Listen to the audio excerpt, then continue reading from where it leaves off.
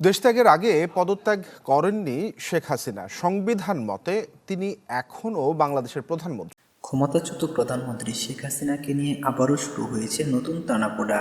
অন্তর্বর্তীকালীন সরকার সাবেক প্রধানমন্ত্রী শেখ হাসিনার পদত্যাগপত্র সংগ্রহ করে জাতিসংঘের কাছে হস্তান্তর করতে ব্যর্থ হলে জাতিসংঘের নির্দেশনায় পুনরায় ক্ষমতা ফিরে পাবেন আওয়ামী লীগ সভানেত্রী এবং সাবেক প্রধানমন্ত্রী শেখ হাসিনা। জাতিসংঘের এমন নির্দেশ এবং শেখ হাসিনার ক্ষমতা ফিরে পাওয়া নিয়ে বিস্তারিত জানতে আমাদের সাথেই থাকুন।